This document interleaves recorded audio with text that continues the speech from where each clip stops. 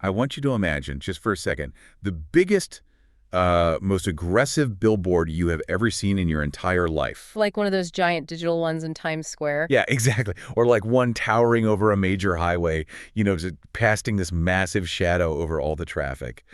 But now I want you to imagine that this billboard isn't selling like a luxury car or the newest smartphone. Right. It is actually asserting the absolute unquestionable divine right of a king to rule the entire earth. Oh, and one more thing. It isn't made of vinyl or neon. It's carved directly into the jagged face of a mountain. Which is just, it's the ultimate display of permanence. I mean, you can't just drive past it and ignore it or change the channel. No, not at all. When you stand in front of something like that, you are literally and metaphorically in its shadow. Welcome to the Deep Dive. I'm your host. And joining me to help break all this down is our resident expert. Hey everyone, it is great to be here. So our mission today is to completely decode the ancient Achaemenid Empire's propaganda machine. We are specifically zeroing in on King Xerxes. Obviously, he ruled the Persian Empire from 486 to 465 BC. A very eventful reign, to say the least. Definitely. And looking at the stack of research for today's deep dive, I mean, it is a lot to take in. We've got these two incredibly dense presentations that synthesize all of these 19th century antiquarian ledgers. But before we get into the ancient kings, I have to ask, who exactly was compiling all this data in the 1800s? Yeah. The notes keep mentioning these European philologists. Right, the philologists. So essentially, they were historical linguists and scholars of ancient texts. Okay. Back in the 1800s, these European explorers and academics undertook this monumental, almost unbelievable task. I mean, they traveled to these super remote Persian ruins specifically to document the architecture and, crucially, to copy down the cuneiform scripts carved into the stone. So they were basically trying to turn massive, unmovable monuments into, like, portable data. Exactly. They were taking an empire that was literally built out of rock and creating a paper replica of it. Wow. Yeah, and they used Latin as a bridge language to categorize and translate these ancient inscriptions so that modern scholars could actually, begin to understand them. That is wild. Yeah. And our mission today is to use all that hard-won data to uncover a really specific truth for you all listening, which is that political spin is definitely not a modern invention. Far from it. Right. We are going to trace the evolution of ancient PR, starting with massive physical intimidation and ending with masterful, reality-bending linguistic manipulation. Yeah. Okay, let's unpack this, because before you can even begin to spin a narrative, you need your audience's attention. You absolutely do. And it seems like Xerxes got it through sheer overwhelming scale. Scale was, it was basically the foundational tactic of Achaemenid propaganda. If we look at Persepolis, which was the ceremonial heart of the empire, Right. we have to understand that it wasn't just a collection of nice buildings. It was a highly choreographed, engineered environment. It was designed specifically to subjugate the viewer before a single word of a decree was even read. The descriptions of Persepolis in the sources are just mind-blowing. Yeah. You had the Propylaea, which was the main entryway where all the foreign subjects were funneled. The gate of all nations. Exactly. Yeah. Then they moved into the Apadana, this massive audience hall supported by these towering stone columns, and finally the private residential palaces. But I was reading about that main entryway, and it struck me as like the ultimate intimidating corporate lobby. That's a really good way to put it. Because visitors had to pass between these colossal statues called lamassu. I had to look this up. Wait, what actually is a lamassu again? So they are protective deities. Imagine massive stone figures towering over you, and they have the muscular bodies of bulls, the immense wings of eagles, and the bearded heads of men. Just totally surreal. Yeah, and they flanked the entrance, completely dominating anyone who walked through the gates. But did anyone actually care about some carved bulls? Like, was this just architectural posturing? I mean, an emissary from a rival nation isn't going to just surrender because they saw a really big statue, right? Well, what's fascinating here is how deliberate the architecture of intimidation really was. It wasn't just the statues, it was what was carved above them. Oh, the cuneiform decrees. Exactly. Emissaries literally had to physically walk underneath the king's cuneiform decrees, which were carved into the upper panels of these gates. It is a spatial power play. Oh, wow. The architecture literally forces you to submit your body to the king's words just to enter the room. So it's an ancient psychological trap before a single word is even spoken. Yes. And the strategic placement of those cuneiform panels meant they served as visual anchors for the entire city. How so? imagine you're walking up the grand staircases of Persepolis. The walls beside you are lined with these intricate bas-reliefs showing endless processions of guards, nobles, and emissaries from all over the world, all bringing tribute. Okay, I can picture that. And all of those carved figures are physically facing and marching toward the central immutable text of the king's decree. Wait, really? Yeah. Oh, wow. So the people depicted in the carvings are moving, the real-life emissaries walking up the stairs are moving, but the word of the king is the only thing that remains entirely permanent. Precisely. The message is clear, you know. Subjects are transient, they come and go, but the king's authority is eternal. That is heavy. Yeah.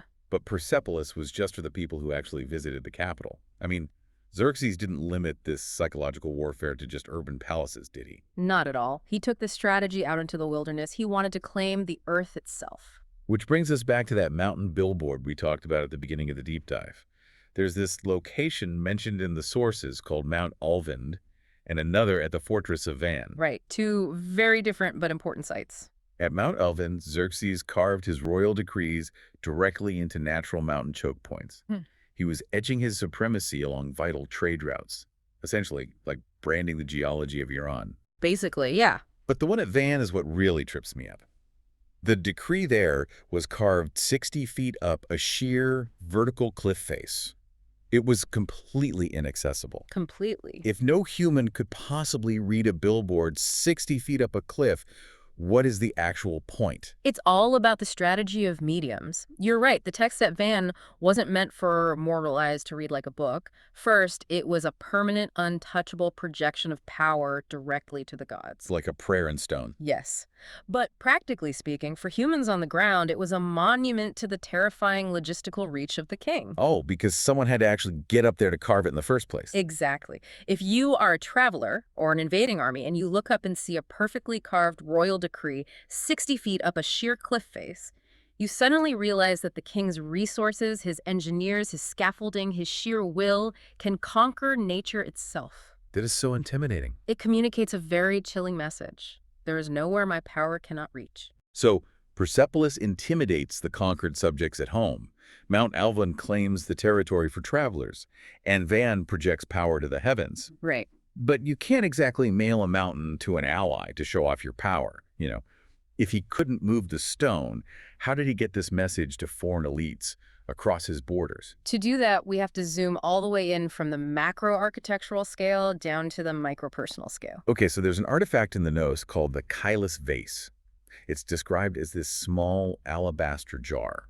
It has text on it in multiple languages, including Egyptian hieroglyphs, and it simply translates to Xerxes, the great king. A very simple message. Yeah, and to me, this sounds exactly like diplomatic swag, like high-end corporate branding that an executive hands out at a conference just to carry their aura across borders. That's a perfect way to look at it. And the fact that the vase was multilingual brings up one of the most sophisticated tools in the Achaemenid arsenal, the Rosetta Matrix. Rosetta Matrix. Sounds sci-fi. I know, right? But these kings ruled over a vast, incredibly diverse territory. They had a specific concept for this in Old Persian called vispasana, which means containing all kinds of people. Yep. Now, if you want to communicate absolute authority to all kinds of people, you have to speak their language. But crucially, you also have to rank those languages. Wait, rank them? Yeah. So the layout of the languages on these monuments wasn't just like whatever fit best on the stone. Not at all. It was highly calculated. If you look at the trilingual panels on the pillars of Persepolis, Old Persian is always in the privileged position. It's either at the very top or dead center. Because it's the language of the king? Exactly. Old Persian has Indo-European roots and represents the elite voice of the conqueror. Then below or beside that, you typically have Elamite. And why Elamite specifically? Because Elamite represented the geographical standpoint. It was the indigenous language with deep roots in the region, serving as the local administrative voice. Oh, so it's like the language of the bureaucrats. Pretty much. Yeah. And finally, you have Babylonian. Which, if I remember correctly from the sources, connects the Persian king to those really prestigious ancient Mesopotamian traditions. Correct. Babylonian had Semitic roots and a thematic focus on ancient established authority. By combining them in a specific hierarchy, the king isn't just offering a helpful translation for travelers. He's making a statement. He is claiming dominion over the ancient past, the present daily administration, and the ruling elite. Okay, Looking at these notes about how this Rosetta matrix was eventually decoded, it honestly looks like an impossible math problem. How on earth did anyone crack cuneiform when it was basically a dead script for thousands of years? It was a painfully slow process of deduction. It actually started way back in 1620 when a scholar named Garcia de Silva Figueroa simply figured out that the wedge-shaped script flowed from left to right. Okay, a start. But the real mechanism for cracking it didn't emerge until 1802. What happened in 1802? A linguist named Georg Friedrich Grotefend started looking at the texts like a cryptographer. He didn't know the language, but he assumed that if these were royal decrees, they would follow a highly predictable formula. Like a template. Right. He guessed that a specific sequence of repeating wedges meant the word king. Ah, so he was looking for a pattern like, King X, the great king, son of King Y. Exactly. Once he identified the repeating word for king, he cross-referenced the unknown names with known historical king lists from Greek historians. Oh, that's brilliant. That cracked the first royal names. But the ultimate breakthrough, the Rosetta Stone of Asia, basically, was the Behistun inscription. Between 1846 and 1851, scholars like Henry Rawlinson and Edward Hanks finally fully deciphered it. Wow, so it took decades. Yeah, they unlocked Old Persian, and because it was a trilingual monument, that cascaded into unlocking Babylonian and Elamite as well. That is just incredible. But as I was reading through the translation logs, I noticed something called the F classification. The F stands for Fälschungen, which means forgeries. Ah, yes, the forgeries. They specifically mentioned these F10 silver files like ancient silver bowls. Wait, are you telling me there was counterfeit ancient merch? Who was faking Persian artifacts? Well, the counterfeit market flooded much later, once antiquities became highly valuable to wealthy European collectors. Forgers would create these fake silver bowls and claim they belonged to ancient kings like Artaxerxes III. But how did the epigraphers catch them if the forgers just copied the cuneiform script from real ruins? I mean, a wedge is a wedge, right? Because they forged the font, but they didn't understand the underlying mechanics of the language. They crysted the visual shapes of the wedges perfectly, but they made glaring grammatical errors. Like what? They used late empire grammar structures that a true early Achaemenid royal scribe would never, ever make. That is amazing. Yeah. They basically used modern slang in a Shakespeare play and got busted. Exactly. And the reason those early scribes wouldn't make those mistakes is because the real inscriptions were incredibly rigid. They followed what scholars call the royal formula. Almost every single legitimate inscription left by Xerxes follows a strict three-part ideological template. Okay, break this template down for me. What are the three parts? Part one is always divine supremacy. It usually starts, a great god is Ahura Mazda. The Zoroastrian god. Right. This establishes divine right by immediately aligning the king with the creator of heaven and earth. Part two is royal lineage. I am Xerxes, the great king, king of kings. This asserts his earthly dominance and legitimate descent for his father, Darius. Okay, so we have the god, we have the lineage, and part three. And then part three is the deed. So that's where they actually document the specific building they built or the specific conquest they just won. Right. But here is the crucial takeaway from all this translation work. Despite having thousands of words carved in stone, these texts never actually tell us who the king was as a human being. They construct a rigid blueprint of the perfect ruler. So they weren't writing history, they were building a character, like a political avatar. Yes. The text dictates that a divine ruler must possess a moral mind, meaning he loves justice, hates injustice, and is completely in control of his anger. Sounds like a PR dream. It is. And he must possess a capable body, meaning he is a proven fighter, a skilled writer, a master bowman. It's an ideological mold, not a biography. Think about modern politicians doing exactly this in campaign ads today. Yeah. You have the humble origin story, the assertion of moral values, and then the promised action. Nothing has changed. Right. But here's the thing. Creating a perfect king avatar is relatively easy when everything is going great. You build a big palace, you carve a decree saying you're awesome and the gods love you and everyone claps. Yeah. But what happens when things actually go wrong? Because this is where the deep dive transitions from just flexing with physical monuments to absolute linguistic trickery. This is where we see the distinct shift from recording history to crafting pure ideology. If you look at the early texts from Xerxes' father, Darius, they read like highly factual ledgers. Very detailed. Very. Darius lists the specific names of rebels he defeated, specific dates of battles, and exact geographic locations. History is presented as a sequence of tangible, conquerable events. But as time goes on, the empire gets complicated. Darius has to hide how he usurped the throne. Xerxes has a controversial succession. And suddenly, the texts start to get incredibly vague. The hard facts just get bleached out entirely. They do. They start talking about specific rebels and reduce everything to an archetypal abstract battle of order versus chaos. Which brings us to the most debated artifact in the entire Stack XPH, commonly known as the Daiva inscription. Here's where it gets really interesting. This artifact was found in 1935 in the garrison quarters of Persepolis, and the translation reads like this: "There is a land which was in commotion. I smote this land and put it in its place." Vague, right. Very. And then he says, "There was a land where formerly the Daiva, which means evil gods, were worshipped. I destroyed this temple of evil gods." Okay, so here's my burning question. If he is bragging about a victory, why is he deliberately refusing to name the place he conquered and refusing to name the evil gods? That aggressive omission spawned an absolute academic battlefield. Scholars spent decades arguing over what specific event he was trying to hide. What were the guesses? I know Babylon was a big theory in the sources. Did he destroy a temple there? That was a popular theory for a long time, based on some writings by the Greek historian Herodotus, who claimed Xerxes destroyed the statue of the Babylonian god Marduk. Okay, sounds plausible. But it falls apart because there is zero archaeological proof of any temple destruction in Babylon during his reign. What about Egypt? They were always rebelling. Same problem. No evidence of a massive cultural shift or temple destruction in the Nile Delta to match the inscription. Some scholars even pivoted and thought it was an internal conflict within Iran, like a Zoroastrian holy war against traditional local gods. Wait, was he a religious fanatic at home? Not at all. In fact, the local administrative archives found at Persepolis, written in Elamite, show that the state was actively funding and sponsoring food offerings to a vast, highly tolerant pantheon of different local gods. Okay, so if it's not Babylon, not Egypt, and not a domestic holy war, did it even happen? Was there a theory that this was all just completely made up? Yes, the generic ideology theory. It basically argued that the inscription doesn't refer to a real event at all. It's just a generic philosophical statement that Xerxes will fight evil wherever it appears. Like a hypothetical. Yeah, but that theory gets completely destroyed by the linguists. Right, the notes say the epigraphers killed that theory based entirely on Old Persian grammar, specifically something called an anaphoric pronoun. Yeah. Okay, modern language. What does an anaphoric pronoun even mean in this context? Can you put this in plain English? An anaphoric pronoun is a word that points backward to a very specific, tangible subject that has already been established in the speaker's mind. In Old Persian, if a king wanted to state a general, abstract rule, he used a specific grammatical construction.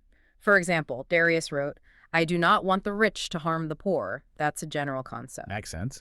But in the Daiva inscription, Xerxes uses a highly specific pronoun structure. He says, "There is a land," followed by a word that essentially means, "and I smote this very specific land." Wait, so it's the difference between saying unicorns are extinct, which is just a general concept, versus saying I killed a unicorn yesterday at the zoo. Yes. Even if I don't describe the unicorn, the grammar proves I'm talking about a specific singular event. That is a perfect analogy. The grammar proves he isn't speaking in abstract metaphors. The referent, the land, the temple, the gods was completely known to Xerxes, but he intentionally, surgically stripped out all the identifying details from the public record. All right, let's pull out the mask for everyone listening. What is the actual historical reality he is trying so hard to hide? If we connect this linguistic clue to the bigger picture of his reign, everything aligns perfectly with one specific year, 480 BC. The Athenian campaign. Yes. In 480 BC, Xerxes launches a massive invasion of continental Greece. He successfully captures Athens, and he burns the Acropolis and its temples to the ground. Wow. Historically, that is the only major temple destruction of his entire reign. And the Greek gods, who the Greeks believed were actively aiding their resistance, were perfectly cast in the Persian ideological worldview as Daiva evil gods fighting against the divine order of Ahura Mazda. Okay, yes, he burned the Acropolis, but hold on, I remember some basic history here. 480 BC was not a Persian victory. No, it was not. That is the year the Greek navy absolutely obliterated the Persian fleet at the Battle of Salamis. Xerxes basically had to flee back to Asia, and the massive land army he left behind was completely wiped out the following year at Plataea. It was a catastrophic imperial failure. It was a total unmitigated disaster. He lost a massive portion of his military, but look at how he spins it in the XP8 inscription. He completely ignores the military campaign. Careless. Plataea, the destroyed army, they literally don't exist in the text. Exactly. He reframes the entire disastrous military invasion of Greece as a special religious operation. Oh my God. By his narrative, the target wasn't expanding borders or military conquest. The goal was simply to punish Diva worshippers. And by that logic, the climax of the campaign wasn't the failed war at sea. It was the highly successful burning of the Acropolis. Wait, so because he burned one temple, he can stamp mission accomplished on the whole thing? Pretty much. He claims the divine order was restored and completely deletes the massive military defeat from the official imperial record. That is the architecture of ancient PR. It relies on aggressive omission. Notice that Achaemenid propaganda didn't often rely on outright fabrication. I mean, he really did burn the Acropolis. Right, that actually happened. Instead, the spin relies on boiling complex, messy, devastating historical facts down to a simplistic, undeniable narrative of order over chaos. The notes refer to this specific text as an apologetic deposit. What does that mean? Who is he apologizing to? It means the text was designed for a double audience. On a human level, it served to reassure the Persian elite back home that the king was still victorious, pious, and in control, despite the chaotic rumors coming from Greece. Damage control. Exactly. But, crucially, as an apologetic deposit, it was designed to legally justify the retreat to the god Ahura Mazda himself. It's Xerxes essentially saying to the divine, I did exactly what you asked. I destroyed the temples of the evil gods, order is restored, and that is the only reason we came home. So what does this all mean? We started this deep dive looking at the colossal physical intimidation of Persepolis.